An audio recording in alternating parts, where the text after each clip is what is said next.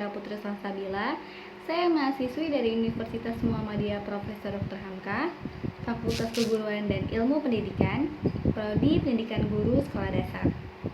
Di sini saya akan sedikit menjelaskan tentang hubungan timbal balik antara lingkungan manusia dengan lingkungan alam. Pada umumnya, manusia bergantung pada keadaan lingkungan di sekitar, yaitu berupa sumber daya alam yang dapat menunjang kehidupan sehari-hari. Sumber daya alam yang utama bagi manusia adalah tanah, air, dan udara. Tanah merupakan tempat manusia untuk melakukan berbagai kegiatan. Air sangat diperlukan oleh manusia sebagai komponen terbesar dari tubuh manusia. Untuk menjaga keseimbangan, air sangat dibutuhkan dengan jumlah yang cukup banyak dan memiliki kualitas yang lebih baik. Selain itu, udara merupakan sumber oksigen yang alami bagi pernapasan manusia. Lingkungan yang sehat akan terwujud apabila manusia dan lingkungannya dalam kondisi yang baik. Seperti yang kita ketahui, masih banyak manusia yang kurang peduli terhadap lingkungannya. Bagian manusia malah banyak yang merusak dan mencemarkan lingkungan. Padahal berkelangsungan hidup manusia memanfaatkan dan mengolah sumber daya alam yang ada di lingkungannya. Sesungguhnya manusia adalah bagian dari lingkungan dan manusia tidak bisa dipisahkan dari lingkungan.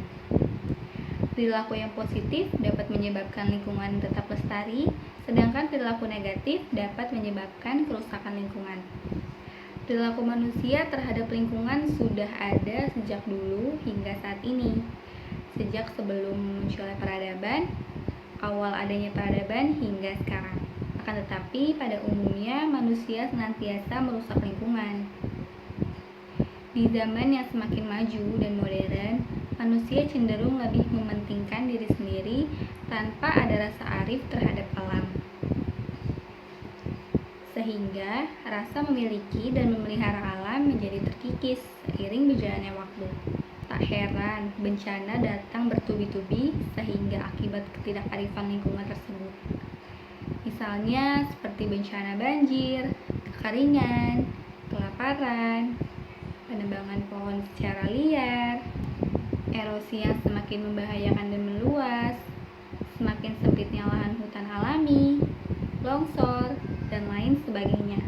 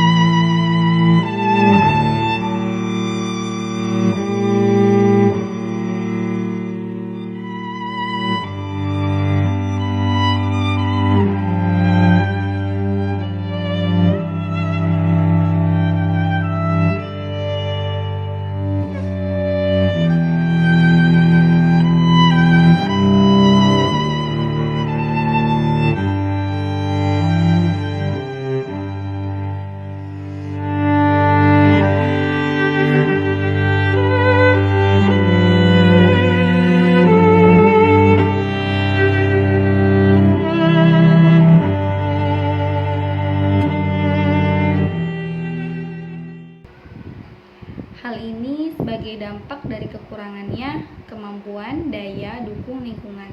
Sehingga kemajuan peradaban saat ini bukan menjadi solusi bagi masalah lingkungan, namun bukan masalah lingkungan yang timbul menjadi-jadi. Lingkungan merupakan tempat makhluk hidup tinggal, mencari kebutuhan hidupnya, serta membentuk karakter termasuk manusia yang memiliki peranan lebih kompleks dan real dalam pelestarian lingkungan.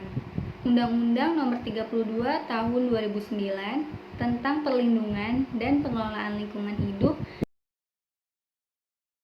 menegaskan bahwa lingkungan hidup merupakan kesatuan ruang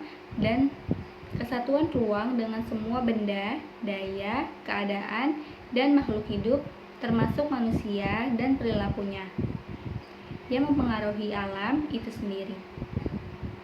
Undang-undang tersebut mengisyaratkan posisi manusia yang strategis dan menjadi sangat penting dalam keberlangsungan kehidupan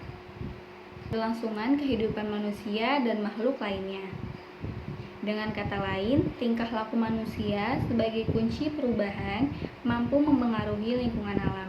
Pelestarian lingkungan alam mengisyaratkan adanya suatu pemenuhan kebutuhan kita saat ini tanpa mengancam dan membahayakan pemenuhan kebutuhan generasi mendatang. Pemenuhan kebutuhan generasi mendatang tersirat dalam tujuan pelestarian hutan. Melestarikan hutan sebagai bagian dari lingkungan alam berarti menyelamatkan semua komponen kehidupan, termasuk manusia itu sendiri. Hal ini terjadi karena adanya hubungan timbal balik antara lingkungan manusia dengan lingkungan alam, yang berbentuk perilaku manusia dalam kehidupannya. Ikatan hubungan yang begitu kuat antara manusia dengan alam sebenarnya menunjukkan bentuk keharmonisan perilaku yang selaras dalam mencapai tujuan pelestarian yang berkesinambungan. Dengan demikian, aktivitas dan perilaku manusia memiliki pengaruh yang sangat besar terhadap keberadaan lingkungan alamnya. Ketika manusia bertindak semena-mena terhadap lingkungan alam yang menimbulkan kerusakan, maka manusia pun mendapat efek sebagai reaksi dalam reaksi alam akibat tindakan manusia. Yang lebih penting adalah solusi yang dapat mengubah mental serta kesadaran manusia dalam pengelolaan lingkungannya agar lebih lestari. Kesadaran manusia dalam pengelolaan lingkungan alam menjadi hal paling penting sebab sesungguhnya manusia dan lingkungan alam adalah gambaran hidup sistematis sempurna yang pada dasarnya untuk kepentingan manusia itu. Hal tersebut hendak menegaskan bahwa manusia perlu mengubah cara pandang terhadap alam, memiliki rasa empati dengan perilaku yang bertanggung jawab, tidak mementingkan kebutuhan diri sendiri, serta menghormati alam dengan cara meningkatkan etika lingkungan. Alam mempunyai hak untuk dihormati, tidak saja hanya dengan kehidupan manusia bergantung pada alam, tetapi juga karena kenyataan ontologis bagi manusia merupakan bagian integral dari alam. Prinsip menghormati alam merupakan suatu bentuk tanggung jawab moral manusia terhadap alam. Tanggung jawab tersebut bukan secara individu, melainkan juga secara kolektif dalam masyarakat, khususnya masyarakat adat. Kesimpulannya, pentingnya internalisasi nilai-nilai ekologi bagi kearifan lokal dalam pengelolaan lingkungan alam merupakan bentuk perlindungan dan pelestarian lingkungan hidup. Nilai-nilai kearifan lokal yang ada pada masyarakat lokal penting untuk dipertahankan dan dirawat agar masyarakat memiliki tanggung jawab dalam menjaga dan melestarikan lingkungan alamnya serta menghormati hak-hak alam itu sendiri. Internalisasi nilai-nilai ekologi dalam kearifan lokal menjadi strategi yang tepat dalam pengelolaan lingkungan alam karena memberi kontribusi positif dalam mempertahankan pelestarian lingkungan alam. Adanya larangan, tabu, dan mitos yang ada pada budaya masyarakat lokal dalam pengelolaan lingkungan alam merupakan salah satu cara mempertahankan pelestarian lingkungan alam. Hal tersebut merupakan bagian dari kehidupan masyarakat. Yuk, mari kita jaga keasrian bumi untuk para generasi kita di masa mendatang. Jangan membuang sampah sembarangan, karena bersih itu indah, bersih itu anugerah. Mari hijaukan bumi kita ini.